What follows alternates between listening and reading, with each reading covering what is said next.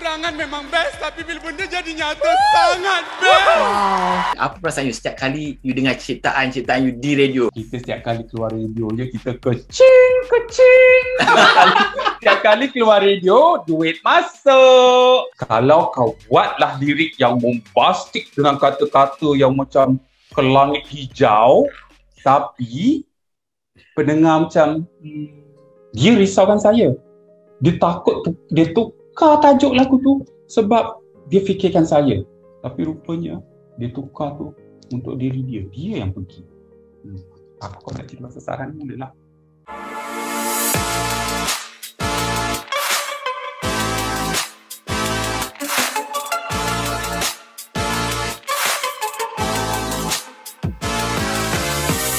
Selamat datang ke Laram Show, Rudy Imran. Hai kepada penonton my setia God. The Laram Show, dan terima kasih pada Lan dan Adi kerana jemput saya ke Laram Show. Sebelum ni selalu tengok je kan. Tiba-tiba hari ni saya berpeluang Kita sangat berbahagia ya So, saya sangat berbesar hati. Terima kasih. Apatah lagi Lan dan Adi ni adalah sahabat saya yang saya kenal lama dalam industri, dan saya seronoklah bila diorang buat The Laram Show dan tiba-tiba saya dijemput menjadi jemputan diorang kan. So terima kasih banyak dan saya berbesar hati.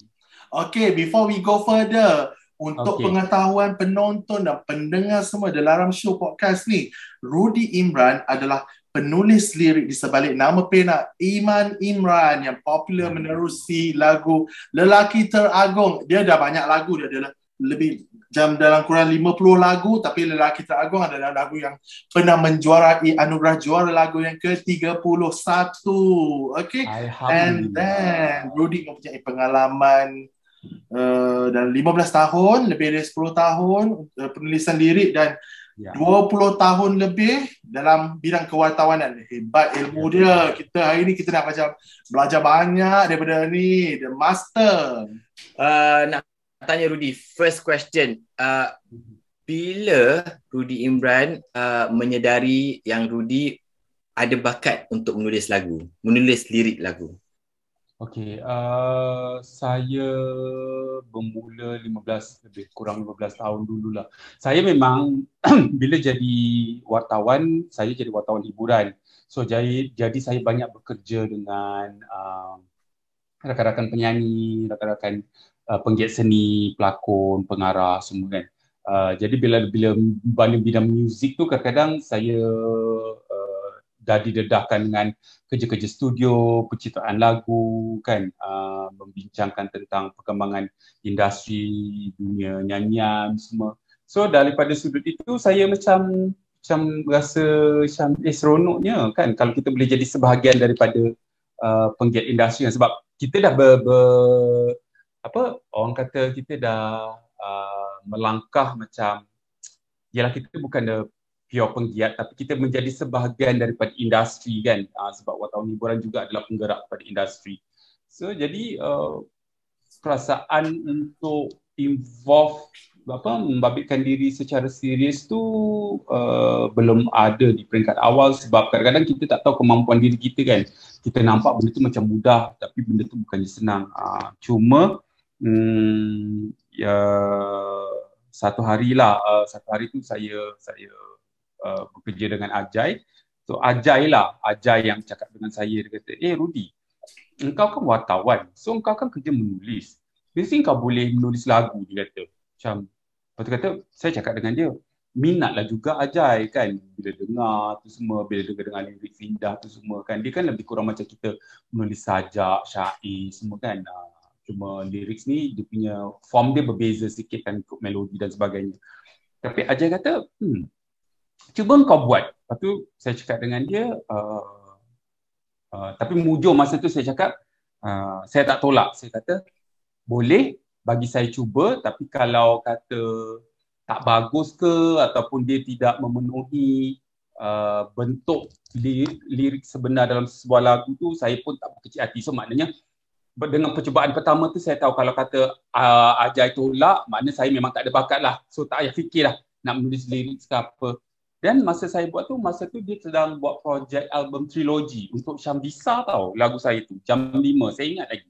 Kata ni lagu, okay, aku ada guide, kau ikut. Tapi sebelum tu saya memang dah tahulah, saya dah banyak tanya bila kita jadi wartawan hiburan tu, bila kita pergi studio, kita akan tanya, kita tengok dia orang buat kerja-kerja studio kan. Lepas tu macam penulis lirik ni saya, komposer terangkan kalau lirik ni Rudy selalunya dia ada form macam kita guide dia, kadang-kadang ada penulis lirik dia boleh tangkap beat. Bila dia tangkap beat tu macam contohnya piano yang dibesarkan ataupun gitar yang dibesarkan, so ikut beat tu, dan separuh komposer dia akan guide dengan la dan ada juga komposer yang dia memang dah letak je apa-apa patah perkataan supaya senang untuk kita ikut. So saya dah biasa dengan benda-benda tu.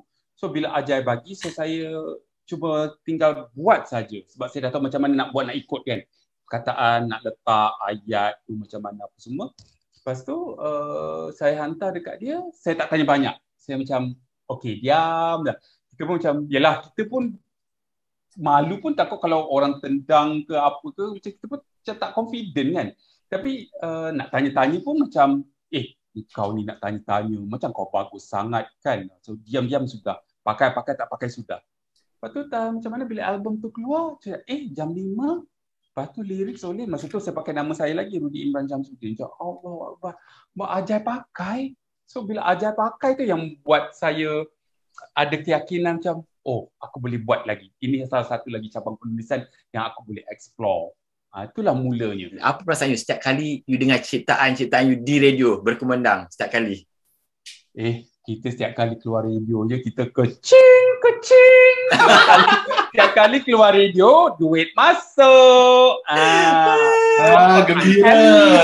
Keluar je radio macam cing. Macam betul. Mesin kan. Siapa yang tak suka? Yes. Sebab masalahnya kita, penulis lirik, kita makan royalty.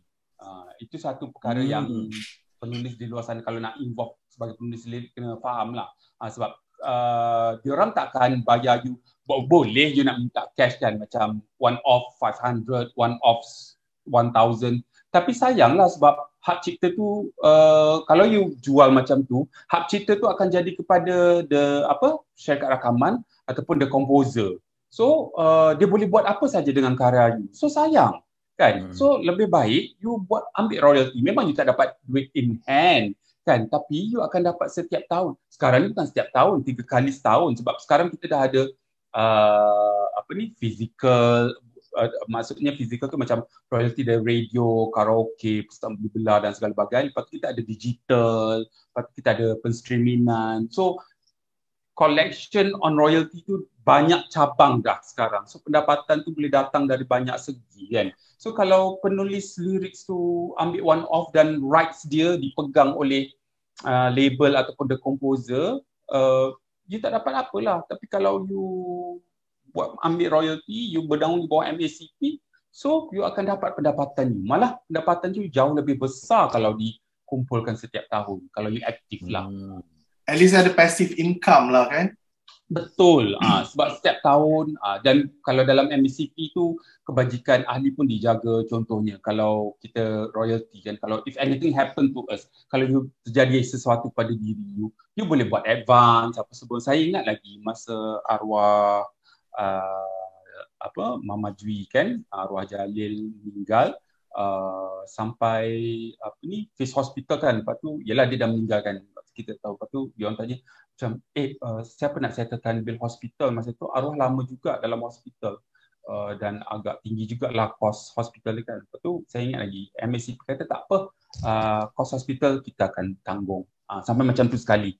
Tapi orang banyak tak tahu kan. So saya harap kongsian ni akan memberi memberi maklumat lah kan. So kalau you jadi ahli MACP tu banyak kelebihan dia. Seumpama macam saham lah, menanam saham. Betul. Tapi dengan syarat ambil royalty, jangan cash on hand. Rudy tahu tak macam kiraan dia, macam sekali keluar lagu tu dekat radio berapa sen? Saya tahu sebab bila setiap tahun MACP akan mengeluarkan data dari mana datangnya pendapatan kita. So bila bulan 8, selalu setiap awal bulan 8 akan datang, dia akan post lah setebal ni, macam tu. So semualah, walaupun satu sen, dia akan tulis dekat situ. Lagu apa, dan dari mana, apa semua. So dia akan ada dia punya kolom-kolom dia. So kita boleh tengok lah, kita boleh rujuk. So dia sangat detail lah. Dia ada statistik dia. Dia ada. Semua pengiraan tu dia ada. Dia akan bagi kita ledger dia lah. So dari situ kita tahulah lagu kita macam, dekat sini. Kadang-kadang kita pun macam contohnya, saya pernah buat lagu untuk Crystal tau. Lagu untuk Crystal tu, bila saya tak rasa dia macam, masa orang dengar main kat radio, tapi saya taklah rasa macam lagu tu popular sangat-sangat. Tapi tahu tak, bila saya dapat royalty, saya terperanjat. Lepas tu lagu tu dicalonkan dalam anugerah MACP, antara 3 lagu yang pendapatan tertinggi untuk tahun tu. Tu saya macam, kadang-kadang kita mesti tak ni kan, tapi bila kita dapat je senarai pendapatan lagu kita tu, baru kita nampak begitu. Rupanya dekat Sabah Sarawak kuat, apa semua, dekat Johor kuat lagu tu. So banyak yang download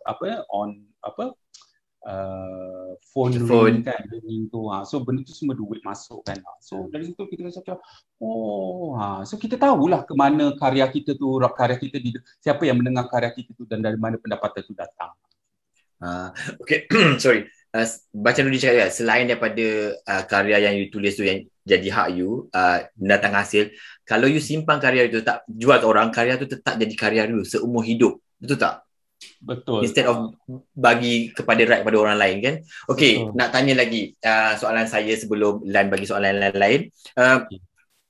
First, bila Rudy nak tulis lirik, you ada share dengan siapa tak, nak beritahu dengan kawan, aku nak tulis lirik ni, ataupun you just macam diam je? Antara salah satu sifat saya adalah saya ni seorang pemalu tau. Lepas tu saya ni adalah manusia yang orang nampak je saya ni macam very dekat luar kan, orang suka macam saya ni loud, saya ni, tapi sebenarnya saya ada masalah keyakinan diri yang sangat rendah. Itu Rudy Imran yang sebenarnya. So kadang-kadang saya tak akan cerita dekat orang pasal saya malu. Saya rasa macam saya ni bukanlah bagus sangat pun. Faham tak? Masa menang juara lagu tu pun, tahu tak, sampai sekarang saya fikir macam, ni nasib ni, rezeki Allah nak bagi kot. Mungkin adalah kat mana-mana yang aku susah dulu Allah nak gantikan. Nak kata aku ni bagus ni, aku tak adalah bagus mana pun. Saya selalu fikir macam tu tau. Kerana orang kata macam, dia tu ni. Macam saya kata, jangan, saya tak adalah hebat mana pun. Tanggapan orang. Itu saya. Itu rasa kalau ada job je kan, saya tak pernah cakap dengan siapa. Kecuali kalau kata saya kenal kawan-kawan saya tu, dia minat dayang contohnya kan. Nanti saya share lah macam, ni aku ada projek tau dengan dayang lagu baru. So kawan kita yang suka dayang, of course lah macam, ya kan Rudy je lagu dia macam mana ni nak. Saya akan share lah macam, aku dah dapat lah lagu dia macam ni. Aku ingat nak buat kisah macam ni, kau rasa macam, lepas tu kita jadi seronok. Kawan-kawan tu seronok, kita bercerita pun seronok. Tapi saya bercerita tu sebab saya tahu kawan saya tu memang minat penyanyi itu. So bila saya dapat bekerja dengan penyanyi itu ataupun komposer itu, saya share dengan dia pasal saya tahu dia akan happy. Untuk seorang Iman Imran tu, untuk seorang Iman Imran tu, apakah masa yang terbaik Iman Imran ilham tu datang? Siang ke, malam ke, tengah pagi ke, tengah drive ke? Okay. Saya dulu suka berkarya pada waktu malam. Kadang-kadang saya akan start berkarya daripada pukul 12 malam sampai kadang sampai subuh, kadang-kadang selepas subuh kan baru habis. Sebab saya memang orang kata bila malam tu ilham datang lah apa semua kan. Di waktu malam segala flashback semua datang. Ada orang cakap macam kita kena melalui detik hitam atau tragedi dalam hidup baru karya tu datang. Betul ke? Kadang-kadang karya itu datang daripada rasa sakit yang pernah kita rasai. Kadang-kadang bila kita rasa sakit tu, benda tu lagi macam mana, dia genuine tu, asli daripada dari sudut rasa kan. Sebab saya selalu percaya karya seni ini menjadi baik apabila dia datang dengan rasa yang dalam, kan. Jadi kadang-kadang pengalaman tu juga memberi kita rasa, kan. Tapi selain pada tu angan-angan dan imajinasi juga membuatkan seseorang itu menjadi manusia yang kreatif, kan. Sebab kerja-kerja kreatif ni orang yang suka berangan ni dia ada kelebihan berbanding dengan orang yang very calculative, yang very facts, kan. Fakta memang susah. Kerja kreatif bukan dia. Kerja kreatif ni orang-orang yang suka berangan. Nama pena seorang penulis macam saya Azlan, kan, tak boleh letak nama pena saya Azlan. Selalu macam orang nama dia Rosita, nama pena dia Secangkir Kasih ke konon.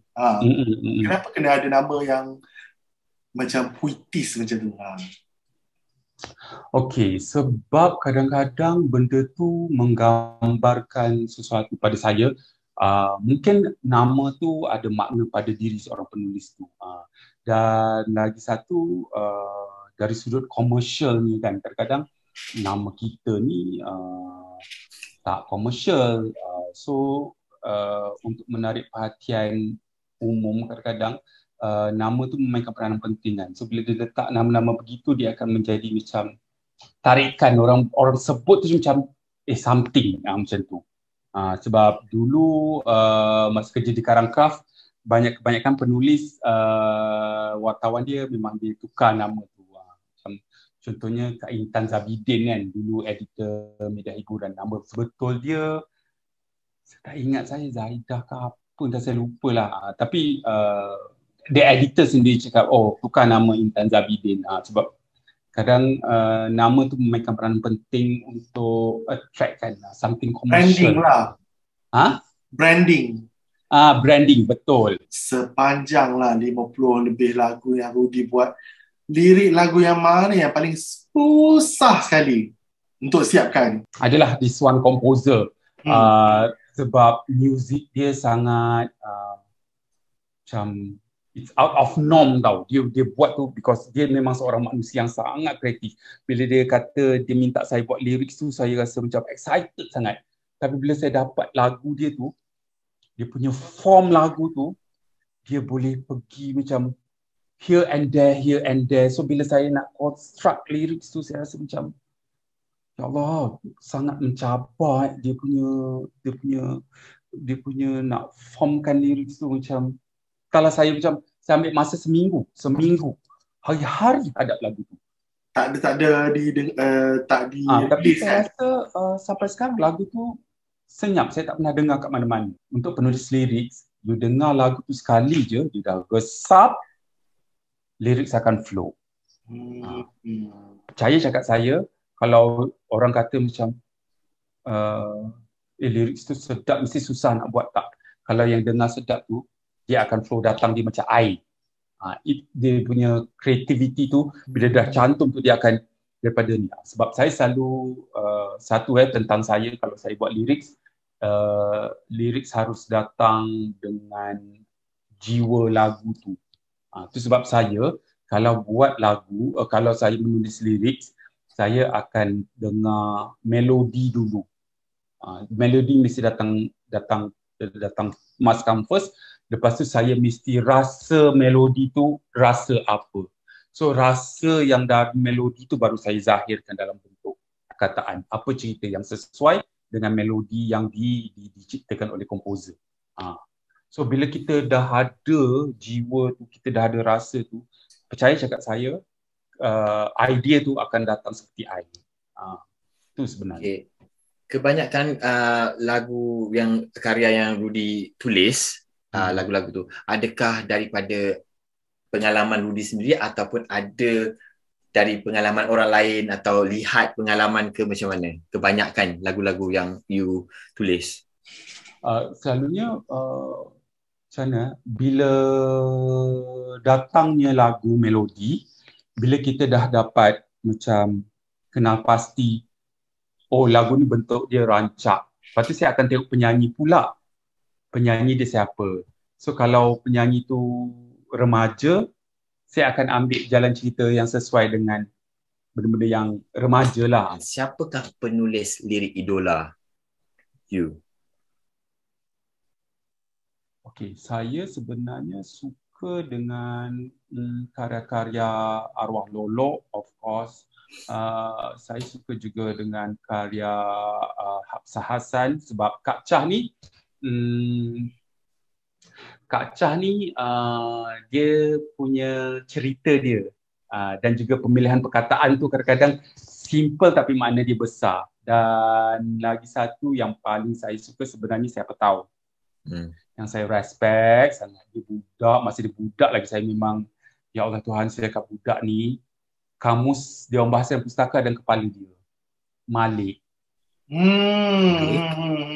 Malik Tufat. Ya. Malik tu sangat bagus. Malik Tufat. Tengoklah kadang-kadang kalau tinggi-tinggi, tapi ada je dia buat lagu dan lirik yang macam lagu Kaka dengan Zizan kan. Simple, catchy, pasal pasport apa semua kan. Ada juga Assalamualaikum yang dia punya makna dia sangat dalam, yang bila setiap kali saya dengar saya menangis lagu tu. Pengertian dia sangat besar kan tentang bagaimana. Untuk nama-nama tadi kan. Banyak lagi lah karya-karya dia dengan lirik rap dia yang bagi saya tinggi. Bagi you Rudy, lirik lagu yang mana adalah personally secara peribadi, naskah terhebat lirik lagu bagi you?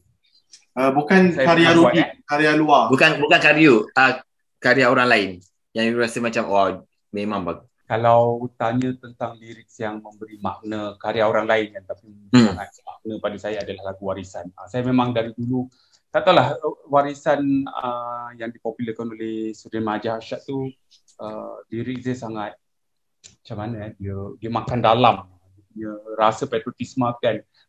Kita rasa macam kita bukanlah,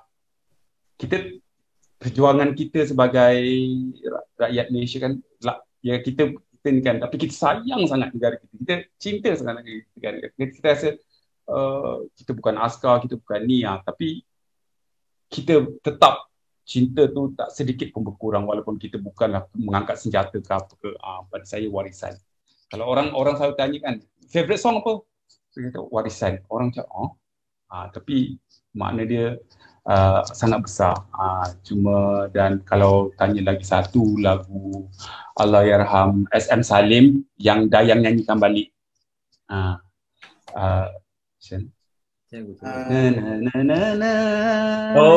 Ku sangka aur. Aku sangka aur. Romantik tau lagu tu. Lagu sedap. Ku sangka aur. Sebab kalau kita tengok lirik dia kan, makna dia sangat dalam tau. Itu adalah sindiran untuk kita orang Melayu sebenarnya, lagu tu. Interpretasi kita lain. Wow. Bahasa kita dengar indah sangat kan, macam kita tak nampak apa sebenarnya dia nak sampaikan tu. Sindiran. Okey, kita boleh dengar lagu selepas lagu. Wow.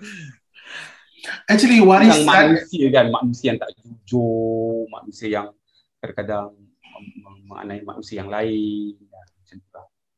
Very rare tau benda ni datang daripada penulis lirik profesional. Selalu orang cakap naskah hebat, macam ni lagu pop, sekali lagu patriotik. Macam Warisan. Wow. Ya, kalau tengok balik macam memang makan dalam anda aku terbuang, tak diterima, anda aku disingkirkan, kemana harus ku bawakan, kemana harus ku semaikan cinta ini. Dia punya rasa tu kan, kalau kita tengok ayat dia punya merintih tu, bahawa walaupun aku ni bukan sesiapa tapi tetap aku sayangkan negara aku ni. Dia punya tu. Kita menangis. So maknanya pendengar sekarang ni yang tengok menonton dalam show, dengar balik Warisan tu, fahamkan betul bait-bait lirik lagu tu betul-betul, then you can feel the song. Betul. Boleh cerita macam benda-benda rasa di sebalik lagu terakhir buat teman Sarah dan Hazama? Pengaruh urusan in digital, Nana cakap dengan saya macam, Rudy, ini ada lagu tau daripada arwah Lok Yu. Dia nak kau buat lirik. Saya kenal arwah Lok Yu sebab saya ada bekerja dengan arwah Lok Yu untuk projek membabitkan artis in digital. Masa itu pertandingan reality lah. Tapi bila arwah Lok Yu kata lirik ni bagi Rudy buat, saya rasa macam sangat terharu. Tu saya rasa benda tu macam satu amanah dan tanggungjawab lah. Masa tu arwah dah tak ada kan. Pertama saya dengar je, saya dah bergenang air mata. Saya bergenang air mata bukan sebab saya sedih mengenangkan arwah. Melodi lirik itu sendiri, dia membuai rasa sayu dan sedih. Lepas tu saya cakap dengan Nana, sedihnya lagu ni nak. Tapi Nana ceritalah, latar lagu ni adalah untuk arwah buat untuk kawan-kawan dia. Kan, masa tu arwah Haji dengan arwah Hafi meninggal. So, dibuat dengan arwah Haji sama-sama. Itu arwah Haji pula pun meninggal kan. Benda tu sangat ni. So dari sudut cerita tu saya dah rasa saya pinjam rasa kesedihan arwah pula. Saya cuba bayangkan rasa kesedihan arwah. Konflik nak menghasilkan lirik ni apabila Nana minta lirik yang komersial. Sebab dia nak hantar untuk jadikan soundtrack drama bersiri. Lepas tu saya rasa macam nak kejar yang komersial, saya okey je. Untuk menzahirkan rasa sedih tu okey, tapi benda tu dia akan jadi lain dan tidak mewakili rasa yang arwah hendak. Tapi at one time, nasib baik arwah Sarah cakap, boleh tak buat lagu ini yang menggambarkan perasaan sedih Sarah terhadap arwah yang tak ada dan perasaan sedih arwah terhadap rakan-rakan dia yang tak ada. Sebab tujuan lagu itu dihasilkan adalah itu. It is still tribute to rakan-rakan dia yang tak ada kan. So bila Sarah cakap macam tu, arwah Sarah cakap macam tu, saya cakap okey, saya terus pegang ni. Lepas tu cakap Nana, macam ni lah, kau lupakanlah bab komersial tu, lagu lain dah, kau hantar lagu lain. Yang ini memang kita buatlah betul-betul tribute untuk arwah. Bila Hazama came in, saya kena ubah lagi lirik ni dah banyak kali berubah. Mula untuk komersial, lepas tu untuk mewakili Sarah, lepas tu bila Hazama masuk, saya kena tulis pula perasaan yang perlu dizahirkan, sebab rasa wanita dengan rasa lelaki of course beza dalam menzahirkan kesedihan kan. Sebab lelaki ni memang kalau dia nak zahirkan kesedihan, lelaki sedih-sedih tak macam perempuan akan tunjuk tau. Lelaki ni dia akan pendam. So saya perlu tunjuk sedih tapi dia mold, dia ada dia punya bentuk kesedihan daripada sudut lelaki tu saya kena tunjukkan juga. So saya kena buat dua benda untuk menzahirkan rasa tu supaya jadi satu. Lepas tu dah siap semua, masa recording semua. Tu yang at the end, lepas tu saya ingat lagi macam Hazama kan dengan arwah sangat menghormati saya tau. Especially arwah kan, abang, aku nak cerita pasal Sarah ni boleh lah.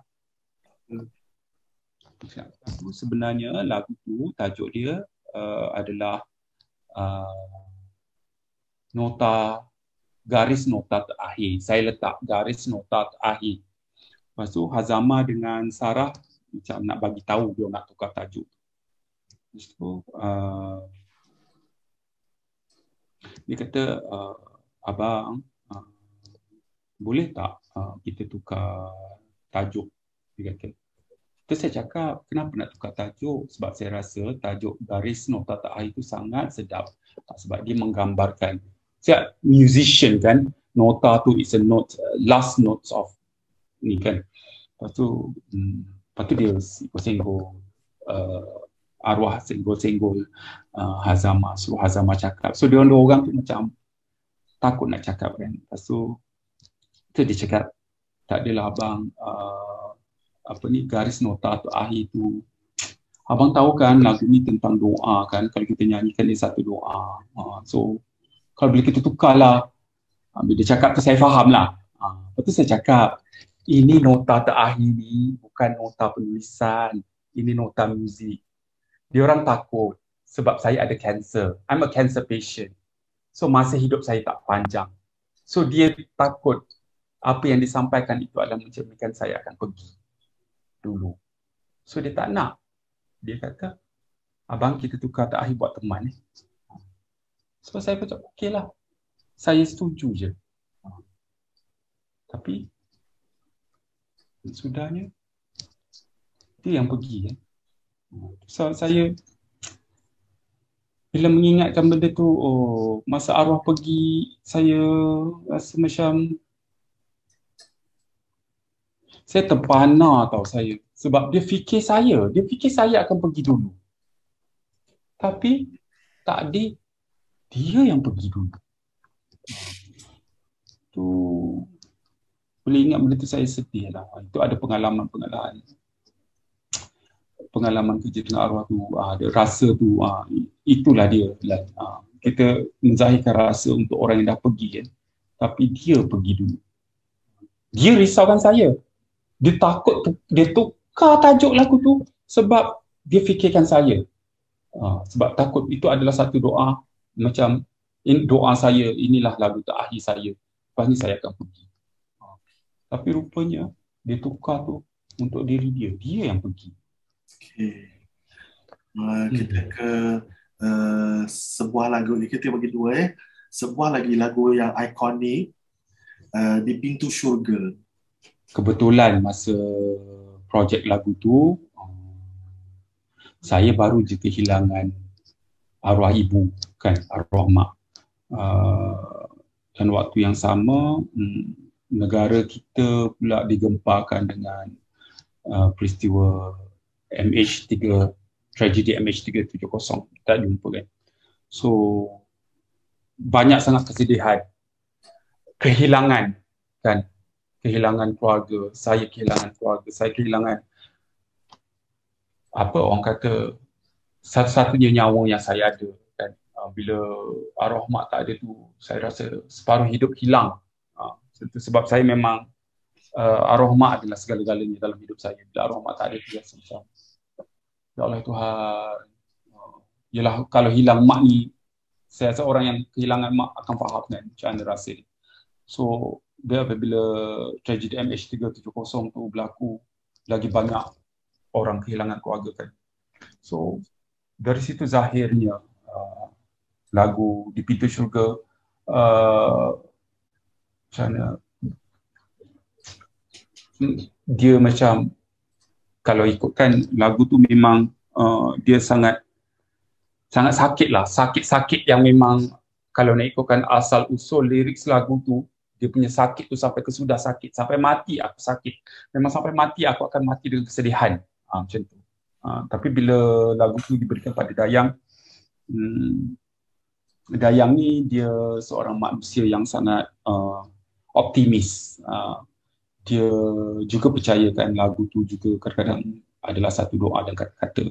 So, dia lebih suka kalau sesebuah lagu itu macam ada uplift sikit lah, kan.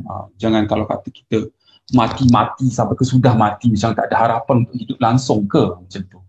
So, untuk menzahirkan perkara tu, saya ubah dan saya tambah sikit.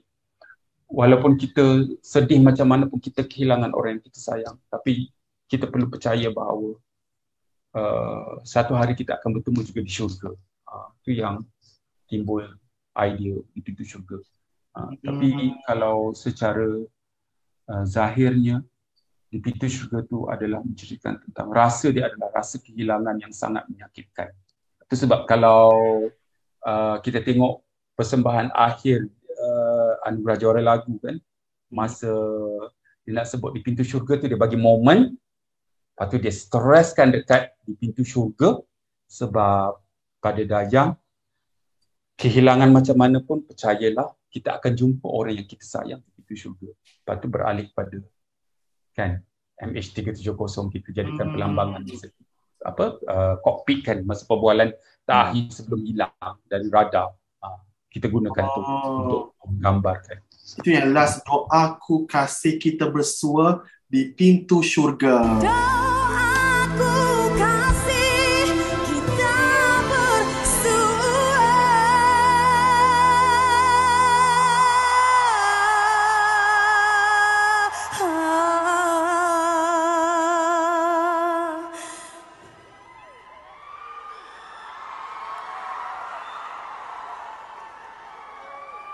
Di pintu syurga.